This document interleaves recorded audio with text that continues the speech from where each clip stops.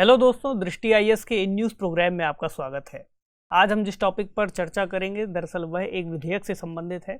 हाल ही में संसद ने एक विधेयक को पारित किया है जो अंतर्देशीय जलमार्गों और उसके नौवहन से संबंधित है। तो आज का हमारा जो टॉपिक है वह है अंतर्देशीय जलमार्ग और नौ परिवहन के लिए नया कानून। तो न्यूज़ को देखते हैं ताकि हम आगे इस पर चर्चा कर सकें। न्यूज़ है, understand what the new inland vessels bill is setting out to achieve. यानी यह नया बिल जो लाया गया है, नया विधेयक लाया गया है, यह क्या किन उद्देश्यों को लेकर के चलता है, इससे क्या अचीव किया जा सकता है। इसका नाम है अंतर्देशीय पोत विधेयक 2021 यानी इनलैंड वेसल्स बिल 2021। तो जो अंतर्देशीय जलमार्ग है और उसमें जो नौवहन की प्रक्रिया है वह किस तरह से नियंत्रित या फिर संचालित की जाए, वह इस बिल के उद्देश्यों में आता है। तो हम जो टॉपिक के डिस्कशन रहने वाले हैं उनको देखें तो हम बात करेंगे अंतर्देशीय जलमार्ग के बारे में, और इस विधेयक की तो चर्चा करना जरूरी होगा ही, तो अंतर्देशीय पोत विधेयक 2021 के बारे में भी बात करेंगे। इसके उद्देश्य क्या है, क्यों लाया गया है, इसके अलावा इसमें क्या आलोचना की गई है विपक्ष के द्वारा, विपक्ष ने कुछ बातों को लेकर के उठाए थे मुद्दे, इसको लेकर के भी बात करेंगे। निष्कर्ष के तौर पर समझेंगे कि बैलेंस्ड वे में हम एक अच्छा उत्तर कैसे लिख पाएंगे यदि इससे संबंधित कोई प्रश्न पूछ लिया जाता है। तो निष्कर्ष समझना जरूरी है। इसके अलावा एक प्रश्न जो मेंस के स्तर पर रहेगा, अगर मेंस में ऐसा कोई क्वेश्चन विश्लेषण के लिए आ जाए तो आप इसका उत्तर दे पाएँ। क्योंकि यह विषय मेंस के स्तर पर GS2 पेपर GS2 क्योंकि बिल की बात है, इसके अलावा इसका जो मेन विषय है पेपर GS3 जो आर्थिक विकास से संबंधित है, तो यह विषय दोनों ही उद्देश्यों को लेकर के चलता है। इसके अलावा प्रीलिम्स में भी इससे संबंधित बहुत सारे महत्वपूर्ण प्रश्न पूछे जाते रहे हैं और आगे भी पूछे जा सकते हैं, इस लिहाज से भी यह विषय जरूरी है, तो आप इस हिसाब से समझेंगे। तो सबसे पहले बात करते हैं हम अंतर्देशीय जलमार्ग के बारे में कि ये होता क्या है।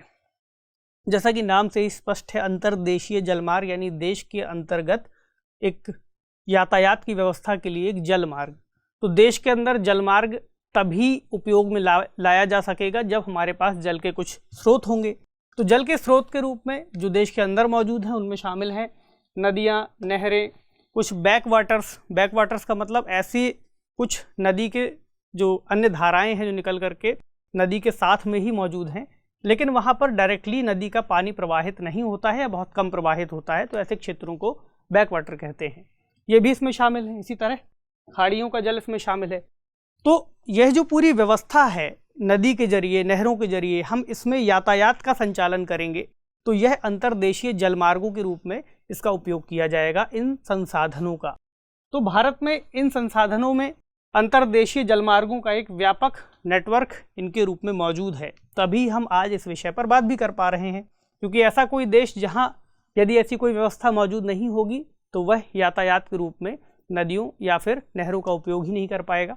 तो माल परिवहन के लिए जलमार्गों का बहुत कम उपयोग अब तक हम कर रहे हैं, यह एक एनालाइज किया गया है। यानी विकसित देशों की तुलना में भारत में इन जो संसाधन हैं इनका माल ढुलाई या फिर यातायात के रूप में जितना उपयोग किया जाना चाहिए उतना नहीं किया जा रहा है। इसी तरह कनेक्टिविटी जो हमारे यहाँ है, जो आंतरिक रूप से हम कनेक्टिविटी का उपयोग करते हैं, उसमें रेलवे का उपयोग ज़्यादातर रहता है, रोडवेज का उपयोग ज़्यादातर रहता है। तो इन उपयोग की वजह से इस क्षेत्र को ज़्यादा बढ़त नहीं मिल पाई है। साथ ही चूँकि भारत में पॉपुलेशन बढ़ती जा रही है, ऐसे में रोडवेज या फिर रेलवेज में जो एक बोझ है, जनसंख्या का बोझ, वह बढ़ता चला जा रहा है। तो अंतर्देशीय जल परिवहन में इस बोझ को भी कम करने की क्षमता है। इसी तरह ये जो जलमार्ग हैं ये लागत प्रभावी हैं, प्लस माल ढुलाई के पर्यावरण अनुकूल साधन हैं। अभी हम बात करेंगे किस तरह पर्यावरण के अनुकूल हैं या फिर अनुकूल कितने नहीं हैं, ये सारी चीज़ों के बारे में। तो ये इससे जुड़ा एक डिस्कशन है अंतर्देशीय जलमार्ग के बारे में। अब हम बात करें कि ये कुछ इस तरह से जहाज हैं, शिप्स हैं जो वाटरवेज में यानी जलमार्गों से होकर के जाते हैं। यहाँ आप इनको चित्र में देख सकते हैं कि कैसे कैसे इनका उपयोग किया जाता है। तो अब ये जिन मार्गों से होकर गुजरते हैं इसमें से प्रमुख हैं राष्ट्रीय जलमार्ग। तो राष्ट्रीय जो जलमार्ग हैं, राष्ट्रीय जलमार्गों को राष्ट्रीय जलमार्ग अधिनियम 2016 के तहत स्थापित किया गया था। इसमें 111 अंतर्देशीय जलमार्गों को ही भारत के राष्ट्रीय जलमार्ग के रूप में अधिसूचित किया गया था। यानी जो भारत के राष्ट्रीय जलमार्ग हैं वो कहीं अलग से नहीं आए, इन्हीं अंतर्देशीय जलमार्गों में से कुछ मार्गों को चिन्हित करते हुए जो अच्छे तरह से इस चीज़ की सुविधा दे सकते थे, उनको ही राष्ट्रीय जलमार्ग के रूप में घोषित कर दिया गया है।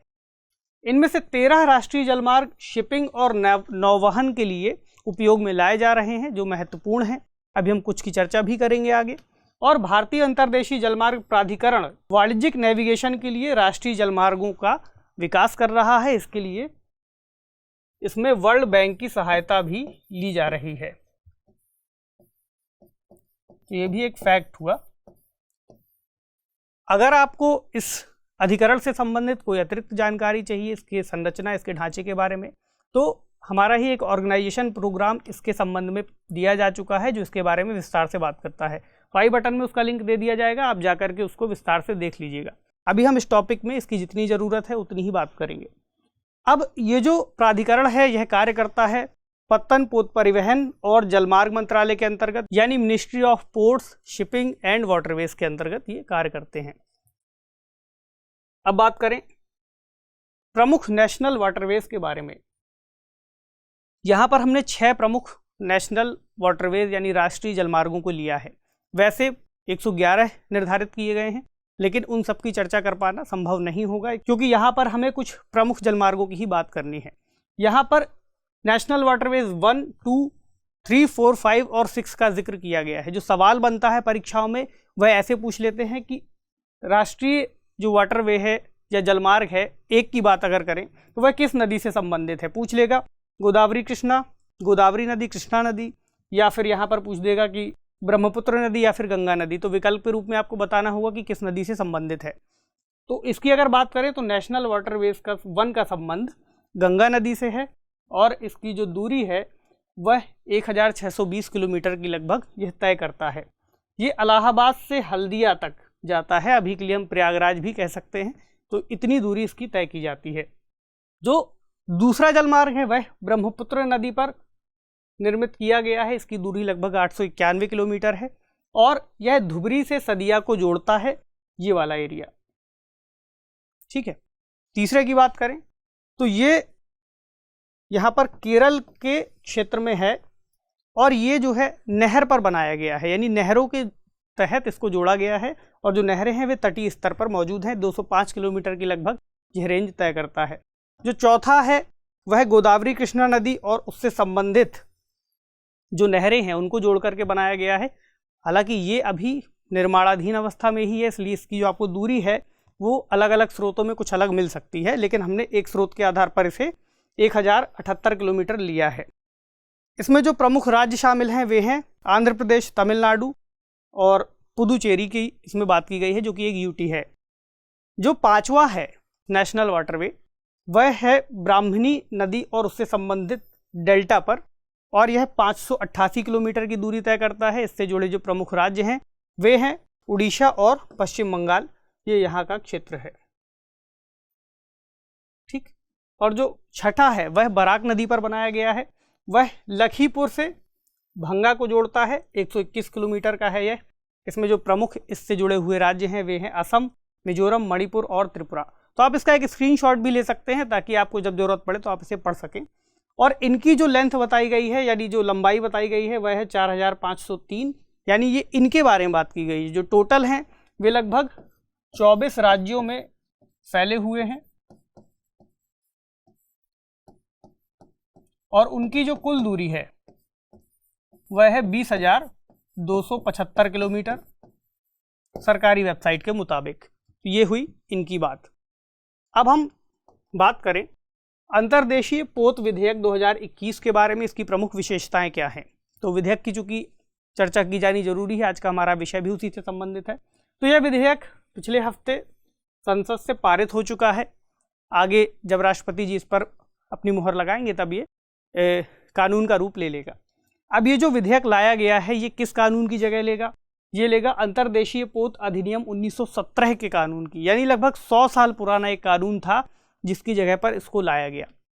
तो यह इसकी जगह लेगा। इसका सामान्य सा मतलब यही हुआ कि यह जो कानून था ये अपनी आवश्यकताओं के मुताबिक जो भी नियम कानून थे उनको ठीक तरीके से संचालित नहीं कर पा रहा था, इसलिए नया कानून हमें लाना पड़ा।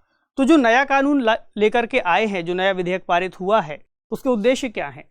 भारत में सभी अंतर्देशीय जलमार्गों और जहाज़ों की आवाजाही को एक केंद्रीय नियामक व्यवस्था के तहत लाना। यानी जो पुराना वाला कानून था उसकी सीमाएं यही थी कि उसमें बहुत ज़्यादा विकेंद्रित व्यवस्था थी, हर किसी राज्य के हिसाब से अलग अलग मानक तय किए गए थे, लाइसेंस अलग अलग तरीके से दिए जाते थे। तो जो पूरी व्यवस्था थी उसमें उसके तहत जलमार्गों का जो विकास होना था, उस पूरी व्यवस्था का विकास होना था, वह ठीक तरह से नहीं हो पा रहा था। इसी के लिए ये वाला नया विधेयक लाया गया है, इसको पारित किया गया है। तो ये इसी की बात करता है, यानी जो सभी उससे संबंधित जो मानक थे, जो नियम थे, उनको एक केंद्रीकृत यानी केंद्र के अंतर्गत लेकर के आएगा। तो केंद्र सरकार ही इन चीज़ों को अब देखेगी और एक केंद्रीकृत व्यवस्था बनाई जाएगी। इसके अलावा अंतर्देशीय जो जलमार्ग हैं और नौ परिवहन को नियंत्रित करने वाले नियमों और विनियमों को भी एक रूपता में यह लेकर के आएगा। यानी जितने भी नियम अलग अलग राज्यों में अलग अलग तरीके से बने हुए थे, तो उस व्यवस्था को एक केंद्रीकृत व्यवस्था से जोड़ेगा ताकि किसी भी तरह की समस्या इस परिवहन व्यवस्था के सामने ना आए। ठीक है। इसी तरह कुछ अन्य बातें, जैसे यह भारत के अंतर्देशीय जलमार्गों को परिवहन के एक व्यावहारिक और बेहतर साधन के रूप में विकसित करेगा, इसका उद्देश्य है। यानी अब तक जो समस्या आती थी जहाज़ों के मालिकों को, नावों के मालिकों को, कि भाई पंजीकरण कहाँ कराना है, वह आगे किसी दूसरे राज्य में लेकर के जा सकेंगे या नहीं जा सकेंगे, तो इन सभी व्यवस्थाओं को आसान बनाएगा और सुगम बनाएगा। नया कानून यांत्रिक जलयानों को भी परिभाषित करता है कि एक परिभाषा तय की गई है कि इस पूरी व्यवस्था से संबंधित जो शिप्स हैं, यानी शिप की परिभाषा में कौन कौन से मानक आएंगे, बोट किसे कहते हैं, कंटेनर वाले जहाज कौन से होंगे, इसी तरह जो फेरीज हैं वो कौन सी होंगी। यानी फेरीज का मतलब हुआ ऐसे जहाज जो आपके परिवहन के साधनों यानी आपकी कार या बाइक को भी एक तट से दूसरे तट तक ले जाते हैं, साथ ही आपको भी रास्ता पार कराते हैं। तो ऐसी फेरीज की सुविधा शुरू की गई थी। आप इसे रो रो सुविधा के नाम से भी जानते हैं, यानी रोल ऑन रोल ऑफ। इसी तरह इन जहाज़ों का निर्माण, इनके फ्रेम्स का वर्गीकरण, इनका डिज़ाइन, इनका जो मानक हैं, चालक दल के आवास और सर्वेक्षण का जो भी कार्य है वह अब केंद्र सरकार ही निर्धारित करेगी। यानी अगर हम इसे आसान भाषा में समझें पूरी व्यवस्था को, तो इसे एक तरीके से जिस तरह सड़क परिवहन व्यवस्था को संचालित किया जाता है, तो इस जो जलमार्ग की व्यवस्था है इसको भी कुछ कुछ उसी तरह से डिज़ाइन किया जा रहा है। यानी अब क्या किया जाएगा कि केंद्र सरकार जो भी नए मानक या फिर नियम होंगे उनको तय करेगी, उसी के हिसाब से राज्य सरकार इन जहाज़ों को पंजीकृत करेगी और एक रजिस्ट्रार के माध्यम से इनका पंजीकरण किया जाएगा। जो फॉर्म होगा, फॉर्म का डिज़ाइन केंद्र सरकार तैयार करेगी कि ये नियम होंगे, इस आधार पर पूरा वर्गीकरण होगा और राज्य जो है मिलकर के उसी आधार पर सभी वाहनों का पंजीकरण करेंगे, उस फॉर्म में बताए गए नियमों के आधार पर। उसके बाद इसमें कुछ प्रमुख बातें, जैसे जो भी शिप्स हैं उनका पंजीकरण हो गया, पंजीकरण के बाद उनका बीमा, उनके प्रदूषण मानक, जैसा हम एक सामान्य वाहन के अंतर्गत भी देखते हैं। तो इस तरह की पूरी व्यवस्था तैयार की गई है। इसी को हमने सुगमता के आधार पर लिया है कि जैसी एक सामान्य व्यवस्था हमें राजमार्गों के स्तर पर दिखती है, वैसी ही व्यवस्था का निर्माण जलमार्गों के स्तर पर भी किया जा रहा है, ताकि बहुत ही आसानी से एक जहाज का पंजीकरण करा करके वह देश के अंतर्गत कहीं भी जा सके। हालांकि राज्य के अंतर्गत यदि कोई अन्य नियम बनेगा तो वह उसके अंतर्गत देखा जाएगा। तो ये पूरा इस कानून का उद्देश्य है और इसका मकसद है इस पूरी व्यवस्था को नए सिरे से संचालित करना। लेकिन अगर कोई व्यवस्था बनाई जा रही है तो उसके सामने कुछ चैलेंजेस भी होंगे, उसकी आलोचना भी होगी। तो यहाँ पर इसकी आलोचना ये की गई है कि इसमें राज्यों के अधिकार कम किए गए हैं, साथ ही केंद्र सरकार को अधिक अधिकार या शक्तियाँ दी गई हैं। तो जाहिर सी बात है कि अगर राज्यों को अलग अलग स्तर पर अधिकार दिए जाएंगे तो वे स्थितियाँ अलग अलग कानून या नियमों को बना करके चलेगी। जो व्यवस्था देश में पूरे एक देश के अंतर्गत जलमार्गों की उपलब्धता या फिर इन पर जो होने वाला परिवहन है उसको बाधित तो करेगी ही। इसी आधार पर संसद यह नया नियम लेकर के आई है। एक और चिंता है, वह है पर्यावरण से संबंधित। तो शुरू में हमने कहा था कि यह व्यवस्था पर्यावरण के लिए लाभकारी है, अब कह रहे हैं कि चिंताजनक है। तो देखिए, सामान्य स्तर पर अगर हम इसे देखें तो जो अभी सड़क परिवहन है, सड़क परिवहन पर जितना भी लोड है या फिर मालवाही जो प्रक्रिया है मालवाहन की, उसके अंतर्गत हम देखते हैं कि वायु प्रदूषण बढ़ता जा रहा है जैसे जैसे परिवहन बढ़ रहा है। तो यह जो व्यवस्था है, यह इसका उपयोग करने से एक वैकल्पिक साधन विकसित होंगे यातायात के, तो वायु प्रदूषण में तो कमी आएगी। लेकिन जो अन्य तरह की चिंताएं हैं वे हैं नदी के जो सिस्टम है जो जलीय जीव जंतु हैं उनके ऊपर इसका क्या प्रभाव पड़ेगा, यह एक चिंता का विषय बनता जा रहा है। तो इसको भी एड्रेस करना ज़रूरी है कि यदि हम वायु प्रदूषण को कम करेंगे तो ऐसा तो नहीं कि कल को जल प्रदूषण बढ़ाते चले जाएं। इस आधार पर यह बात कही गई है। तो जो निष्कर्ष है वह क्या हो सकता है? देखिए, सबसे बड़ी बात तो यही है कि जो भी नए नियम लाए गए हैं वे उपयोगी हैं, ठीक है। इसके अलावा यातायात के लिए एक नए क्षेत्र का विकास भी होगा इस पूरी व्यवस्था से, क्योंकि एक अल्टरनेट हमें मिल जाएगा कि हम जो भी मालवाही प्रक्रिया है मालवाहन की, उसको जल मार्गों के जरिए संचालित करें। एक सर्वे किया गया था गवर्नमेंट की तरफ से, सरकारी सर्वे, उसमें बताया गया था कि 1 लीटर जो ईंधन है वह सड़क पर 24 टन प्रति किलोमीटर उपयोग में आता है। सड़क परिवहन के जरिए 1 लीटर ईंधन के जरिए 24 टन प्रति किलोमीटर हम लेकर के जा सकते हैं। वहीं इसका जो खर्च है, खर्च का मतलब रेल पर अगर हम इसको रेल के जरिए लेकर के जाएं तो 95 टन प्रति किलोमीटर का हम दूरी तय कर पाएंगे। अगर हम जलमार्ग के जरिए लेकर के जाएं, अंतर्देशीय जलमार्ग के जरिए, तो 215 टन प्रति किलोमीटर लेकर के जा सकते हैं 1 लीटर ईंधन में। तो किफ़ायती सौदा तो हमें दिख ही रहा है। अगर हम इसको कीमत के आधार पर देखें तो 1 टन कार्गो 1 किलोमीटर चलने में रेलवे पर जो खर्च आता है वह आता है 1 रुपये 36 पैसे का। राजमार्गों यानी जो बस है या फिर ट्रक है या इस तरह के जो भी साधन हैं उनका उपयोग करें तो लगभग 2 रुपये 50 पैसे का खर्च आता है 1 टन कार्गो को ले जाने में। वहीं अगर अंतर्देशीय जलमार्ग का उपयोग किया जाएगा तो इसका खर्च आएगा 1 रुपये 6 पैसे। ऐसे में इसकी जो किफ़ायती सौदा है वह भी समझ में आ रहा है। तो अर्थव्यवस्था के विकास के लिए एक ऐसी अल्टरनेट प्रक्रिया का अपनाया जाना हमारे लिए लाभकारी हो सकता है फिलहाल के लिए। तो यह व्यवस्था अपने आप में कहेंगे कि अच्छी है, लेकिन जो भी चिंताएं हैं उनको ध्यान में रखते हुए इस व्यवस्था का विकास किया जाना चाहिए। साथ ही जो भी पर्यावरण संबंधी जो भी मंजूरियां दी जानी है, कितना प्रदूषण होगा कितना प्रदूषण नहीं होगा, इन सभी की ठीक तरीके से जांच की जाए या फिर इसके नियम इस तरीके से बनाए जाएं कि ताकि यह प्रक्रिया हमारे आर्थिक विकास को बाधा भी ना पहुंचाए और हमारे पर्यावरण को भी बाधा ना पहुंचाए। तो ये था आज का हमारा इस टॉपिक को लेकर डिस्कशन। अब बात करते हैं आज के सवाल पर। तो सवाल है, अंतर्देशीय पोत विधेयक 2021 की प्रमुख विशेषताओं की चर्चा कीजिए। बताइए कि अंतर्देशीय जलमार्गों का विकास भारत के लिए कितना लाभकारी सिद्ध हो सकता है। तो इसमें जो प्रमुख पॉइंट है वह तो है अंतर्देशीय पोत विधेयक 2021 की प्रमुख विशेषताएं। आपको इसकी हाइलाइट्स बता देनी है कि इसका उद्देश्य क्या है, इसके जरिए कौन कौन से किस तरह के प्रावधान शामिल किए गए हैं, किसको शक्तियां ज़्यादा दी जा रही हैं, क्यों दी जा रही हैं, और ये भी बताना है कि अंतर्देशीय जलमार्गों का विकास भारत के लिए कैसे सिद्ध होगा। तो एक वैकल्पिक व्यवस्था की बात इसमें आपको लिखनी होगी। तो ये था आज का हमारा इस टॉपिक को लेकर के ओवरऑल डिस्कशन। आपसे मिलेंगे अगले सेशन में किसी नए टॉपिक के साथ। तब तक पढ़ते रहिए, सेफ रहिए। शुक्रिया।